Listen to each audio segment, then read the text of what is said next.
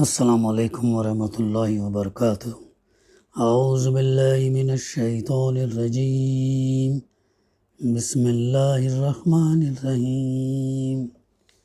یا ایہا الذین آمنوا ادخلوا فی السلم کافہ ولا تتبعوا خطوات الشیطان انہ لکم عدو مبین۔ فَإِن زَلَلْتُم مِّن بَعْدِ مَا جَاءَتْكُمُ الْبَيِّنَاتُ فَاعْلَمُوا أَنَّ اللَّهَ عَزِيزٌ حَكِيمٌ۔ صدق اللہ العلی العظیم۔ رب اشرح لی صدری ویسر لی امری واحلل عقدۃ من لسانی یفقہوا قولی، رب زدنی علما۔ اے لوگو جو ایمان لائے ہو، اللہ کی اطاعت میں پورے کے پورے داخل ہو جاؤ اور شیطان کے نقش قدم کی پیروی نہ کرو۔ بلا شبہ وہ تمہارا کھلا ہوا دشمن ہے، اور اگر واضح تعلیمات کے مل جانے کے بعد تم راہ حق سے ڈگمگائے تو جان لو کہ اللہ زبردست طاقت والا اور حکیم اور دانا ہے۔ سورہ بقرہ کی آیت نمبر 208 اور 209 کی تلاوت اور اس کی ترجمانی ابھی ہم نے سماعت کی۔ گزشتہ بھی ان آیتوں کا مطالعہ ہمارا جاری تھا، جس میں امن اور سلامتی کی دنیا، اللہ کا صحیح تصور سلامتی کا ضامن ہے، اور اللہ اہل ایمان کو ایمان کے نام سے پکارتا ہے، اس صفت سے پکارتا ہے جو انہیں محبوب ہے، جو انہیں دوسروں سے جدا اور ممتاز کرتی ہے، اور جو انہیں اس اللہ سے جوڑتی ہے جو انہیں پکار رہا ہے۔ وہ اہل ایمان کو دعوت دے رہا ہے کہ وہ اللہ کی اطاعت میں پورے کے پورے داخل ہو جائیں۔ تو اس ضمن میں امن اور سلامتی کی دنیا کے اوپر ہم نے مطالعہ کیا۔ پھر اللہ کا صحیح تصور دراصل سلامتی کا ضامن ہے۔ اب اس تفسیر کو جاری رکھتے ہوئے عقید آخرت اور امن اور سلامتی۔ آخرت کا عقیدہ مومن کی روح اور اس کی دنیا میں سلامتی کے فیضان اور اضطراب، ناراضگی اور مایوسی کو دور کرنے کے سلسلے میں بنیادی رول ادا کرتا ہے۔ آخری حساب اور کتاب اس دنیا میں نہیں ہونا ہے، اور پوری جزا سزا اس حیات عاجلہ میں نہیں ملنی ہے۔ آخری حساب کتاب آخرت میں ہونا ہے، اور اس حساب میں کامل انصاف کی ضمانت ہے، کامل انصاف کی گارنٹی ہے۔ وہاں پر کوئی تعصب، کوئی طرفداری، کوئی ناانصافی، وہاں کوئی ظلم زیادتی نہیں ہوگی۔ اس لیے اگر خیر اور جہاد فی سبیل اللہ زمین میں بارآور نہ ہوں یا ان کی جزا نہ ملے تو کوئی پشیمانی اور ندامت نہیں۔ اتنی بڑی اہم تسلی دی جا رہی ہے۔ اگر دنیا کی زندگی میں ہم کو نہ ملے تو کوئی پشیمانی ندامت نہیں، اور لوگوں کے پیمانوں کے اعتبار سے حیات عاجلہ میں پورا اجر نہ ملے تو کوئی اضطراب نہیں۔ اللہ کی میزان میں تو اس کا پورا اجر ملے گا۔ یہ بہت اہم بات ہے، اللہ کی میزان میں اس کا پورا اجر ملے گا۔ اگر دنیا کی اس مختصر مدت میں مفادات کی تقسیم انسان کی مرضی کے مطابق نہیں ہوتی تو انصاف سے مایوس ہونے کی کوئی وجہ نہیں ہے۔ بہت امپورٹنٹ پوائنٹ ہے یہ۔ کیا بتا رہی ہے؟ اللہ کی میزان میں تو اس کا پورا اجر ملے گا۔ اگر دنیا کی مختصر مدت میں مفادات، فائدوں کی تقسیم انسان کی مرضی کے مطابق نہیں ہوتی تو ہمیں انصاف سے مایوس ہونے کی کوئی وجہ نہیں۔ انصاف لازماً مل کر رہے گا۔ اللہ بندوں پر ظلم کرنے کا کوئی ارادہ نہیں رکھتا۔ کتنی بڑی تسلی ہے۔ آخرت کا عقیدہ اس مجنونانہ اور گرم مادی کشمکش اور جنگ کو بھی روکتا ہے، جس میں پوری بے شرمی اور ڈٹائی سے تمام اخلاقی اقدار اور محترم اور مقدس حرمتوں کو پیروں سے روندا جا رہا ہے۔ ہاں، عالم آخرت ہے، وہاں انداز بخشش ہوگی جو اتنی ہوگی کہ تمام دنیاوی مفادات سے بے نیاز کر دے گی۔ دنیا میں انسان سے جو کچھ چھن جائے گا وہ آخرت میں اس کو پورا معاوضہ مل پائے گا۔ ان دنیا میں انسان سے جو کچھ بھی چھین جائے گا، مال دولت یا کوئی اور چیز، عہدہ یا اور کوئی چیز، ازدواجی رشتے وغیرہ، یہ چھن جائیں گے، آخرت میں اس کا پورا معاوضہ جو اس کو ملے گا۔ اس عقیدے سے مسابقت اور منافست کے میدان میں سلامتی عام ہوگی۔ مسابقت کرنے والوں کی حرکات میں ٹھہراؤ اور خوبی رونما ہوگی، اور شدید حرص اور ہوس میں جو اس تصور سے پیدا ہوتی ہے کہ یہ مفادات و اغراض کے حصول کے لیے واحد مدت جو ملی ہے یہی عمر کی محدود اور مختصر مدت ہے، کمی ہوگی۔ اللہ کی عبادت اور سلامتی۔ مومن اس بات کو اچھی طرح جانتا ہے کہ انسانی وجود کا مقصد عبادت ہے، یعنی عبادت کیا؟ اللہ کی بندگی، غلامی، اطاعت، فرما برداری، مکمل 24 گھنٹے اللہ اور اس کے رسول کے بتائے ہوئے طریقے پر جب ہم گزاریں گے تو پوری پھر 24 گھنٹے کی ہماری زندگی عبادت میں گزرے جیسا ہوگی، یہاں تک کہ ہمارا کھانا پینا، سونا، کام کرنا، اسکول کالج جانا، تمام ازدواجی زندگی گزارنا، تمام چیزیں عبادت کی پھر تعریف میں آتے ہیں۔ اور انسان کو اسی لیے پیدا کیا گیا کہ وہ اللہ کی بندگی کرے، خود بھی کرے، رشتہ داروں، خاندان، محلہ، معاشرہ، سماج، مقام، تمام لوگوں کو اللہ کی بندگی کی طرف بلائیں۔ اس معرفت کے نتیجے میں انسان بلندی اختیار کرتا ہے، اس کا شعور اور ضمیر بلند ہوتا ہے، اس کی سرگرمیاں اور اعمال بلند ہوتے ہیں، اور جو اسباب اور وسائل وہ اختیار کرتا وہ پاکیزہ ہوتے ہیں، کیونکہ وہ اپنی تمام سرگرمیوں، اعمال، کمائیوں اور آمد و صرف سب میں اللہ کی بندگی کرنا چاہتا ہے۔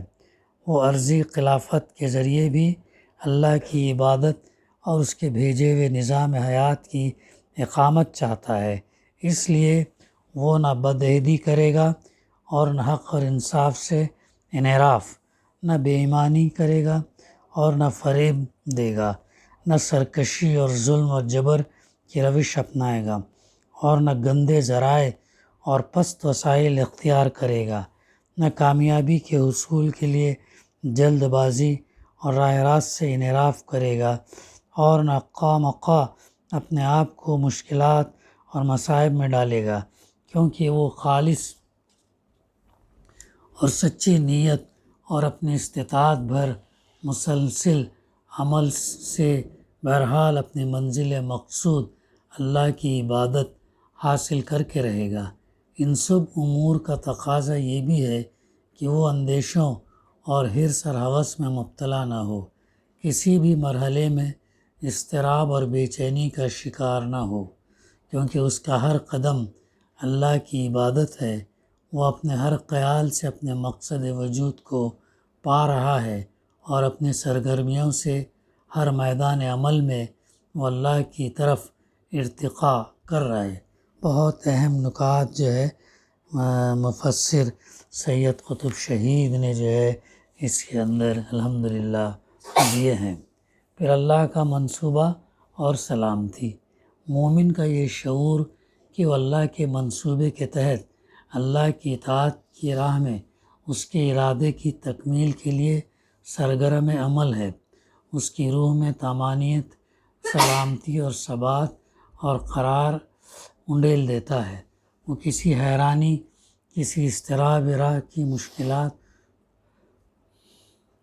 اور مصائب پر کسی خفگی، اللہ کی مدد اور نصرت سے کسی مایوسی اور کوشش کے رائے گاہ جانے اور جزا کے نہ ملنے کے کسی اندیشے کے بغیر راہ حق پر سرگرم سفر رہتا ہے۔ اس کی روح اس وقت بھی سلامتی محسوس کرتی ہے جب کہ وہ اپنے اور اللہ کے دشمنوں سے جنگ کر رہا ہوتا ہے، کیونکہ اس کی جنگ صرف اللہ کے لیے، اللہ کی راہ میں اس کے کلمے کو بلند کرنے کے لیے ہوتی ہے، نہ کہ جاہ و منصب، مال، غنیمت یا حیات دنیا کے کسی ساز و سامان کے حصول یا انتقام کے لیے۔ بہت اہم نکتے ہیں یہ جو مفسر ان آیات کی روشنی میں بیان کیے ہیں۔ کائنات کے قوانین سے ہم آہنگی میں سلامتی۔ مومن یہ شعور بھی رکھتا ہے کہ وہ اس کائنات کے سلسلے میں اللہ کی سنت کے ساتھ رواں دواں ہے۔ کائنات کا قانون اس کا قانون ہے اور کائنات کا رخ اس کا رخ ہے۔ اس کے اور کائنات کے درمیان کوئی ٹکراؤ اور کوئی مقاسمت نہیں، اس لیے اس کی جدوجہد کے ضائع ہونے اور اس کی طاقت کے تتر بتر ہو جانے کا کوئی خطرہ نہیں۔ کائنات کی تمام قوتیں اس کی قوت کے ساتھ متحد ہیں۔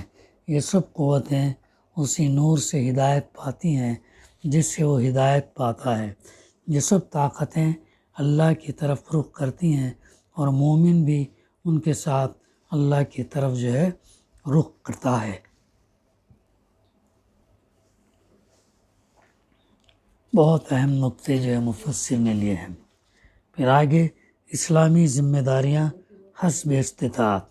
اسلام نے مسلمان پر جو ذمہ داریاں عائد کی ہیں وہ سب فطری اور انسانی فطرت کو درست کرنے کے لیے ہیں۔ وہ انسانی طاقت سے بڑھ کر نہیں ہے۔ وہ انسانی فطرت اور انسانی ساخت سے بے خبری پر مبنی نہیں ہے۔ وہ انسانی قوتوں میں سے کسی ایک قوت کو بھی نظر انداز نہیں کرتے کہ انہیں عمل، تعمیر اور نشو و نما کا موقع نہ دیتی ہوں۔ وہ انسان کی جسمانی اور روحانی ساخت کی ضرورتوں میں سے کسی ایک ضرورت کو بھی فراموش نہیں کرتی کہ نرمی، سہولت اور عمدگی کے ساتھ ان کی تکمیل نہ کرتی ہو۔ اس لیے ان ذمہ داریوں کا بار اٹھانے کے سلسلے میں مومن کسی حیرانی اور اضطراب سے دوچار نہیں ہوتا۔ جن ذمہ داریوں کو اٹھا سکتا ہے اٹھا لیتا ہے اور اللہ کے راستے پر طمانینت اور سلامتی کے ساتھ گامزن رہتا ہے۔ طمانینت اور سلامتی کے ساتھ گامزن رہتا ہے۔ اسلامی معاشرہ سلامتی کا ضامن۔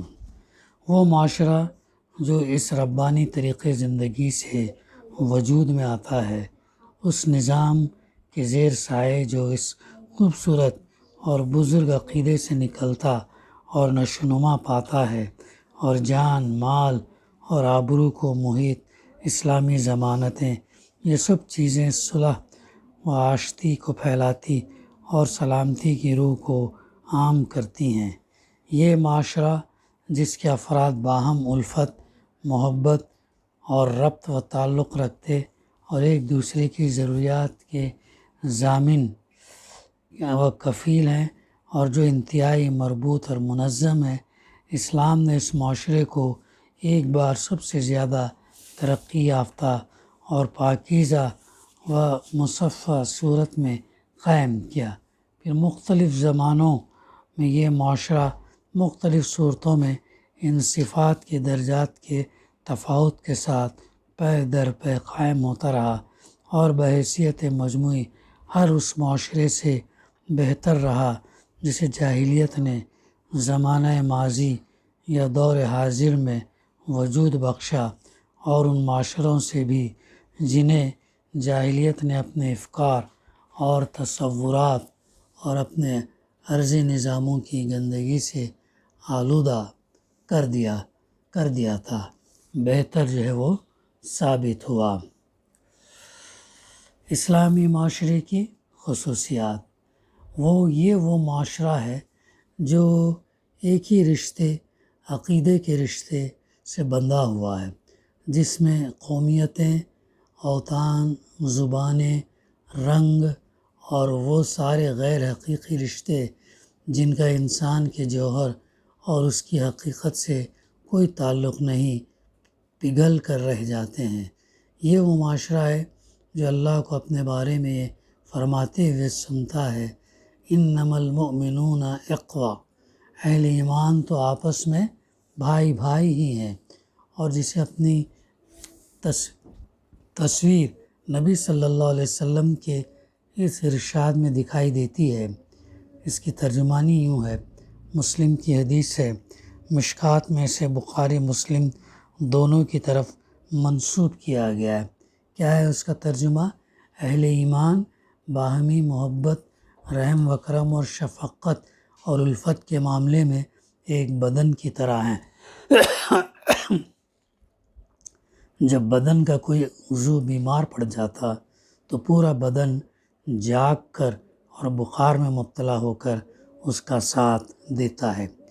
یہ وہ معاشرہ ہے جس کے آداب یہ ہیں، وَإِذَا حُيِّيتُم بِتَحِيَّةٍ فَحَيُّوا بِأَحْسَنَ مِنْهَا أَوْ رُدُّوهَا، جب تمہیں سلام کیا جائے تو اس سے بہتر سلام سے اس کا جواب دو یا ویسا ہی سلام اسے کرو۔ دیکھیں کیسی تاکید، سورہ نساء کی آیت نمبر 86 ہے، سلام کیا جائے تو اس سے بہتر سلام سے اس کا جواب دو۔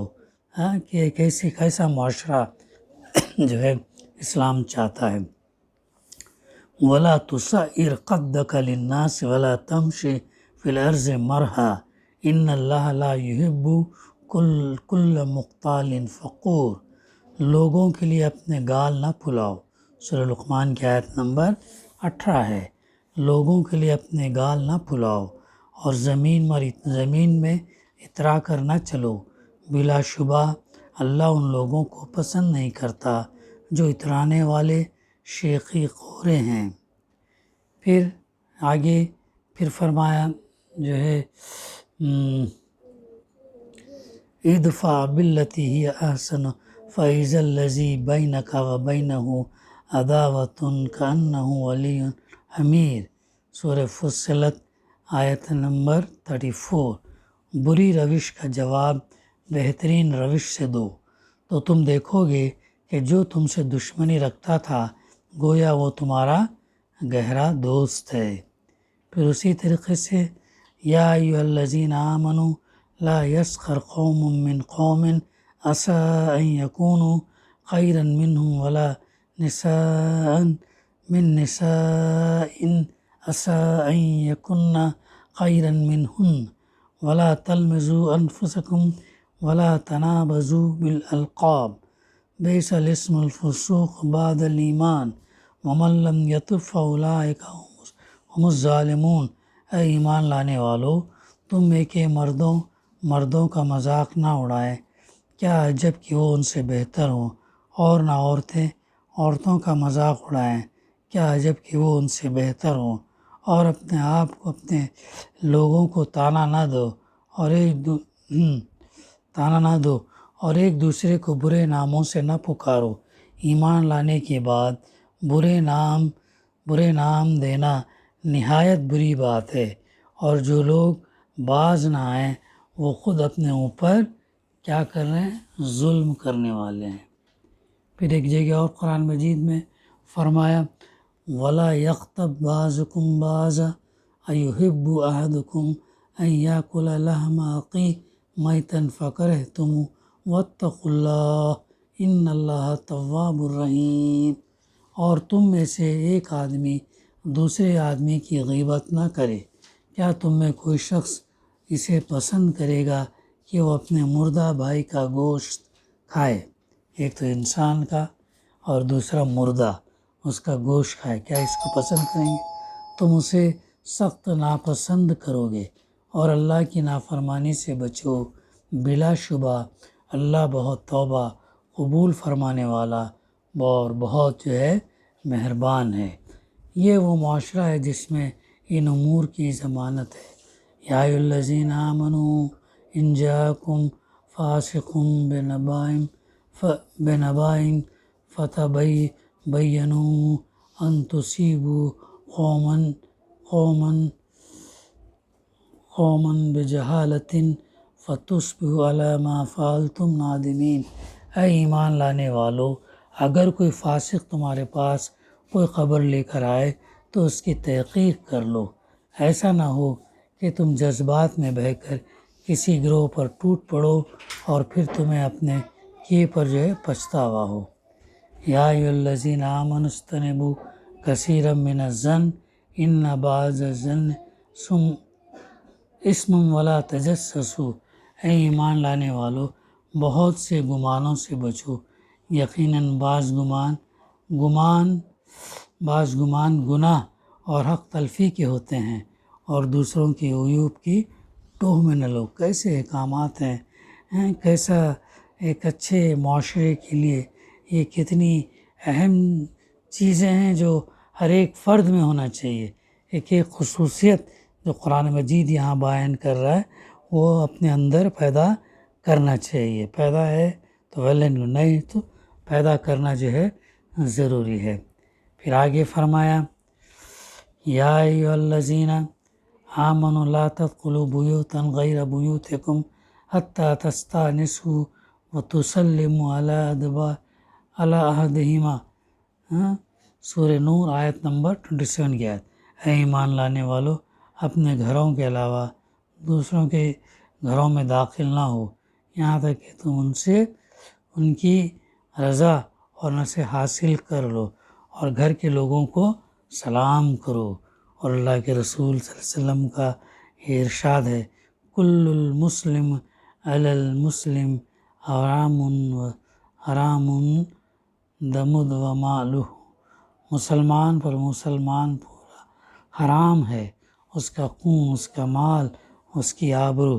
یہ پاکیزہ اور باعفت معاشرہ ہے جس میں بے حیائی کا چلن نہیں ہوتا، دشمنیوں کو بڑھاوا نہیں ملتا، فتنے نہیں پنپتے، عریانی پروان نہیں چڑھتی، آنکھوں کو شرمناک چیزوں کو دیکھنے کی چھوٹ نہیں ملتی، حرمتیں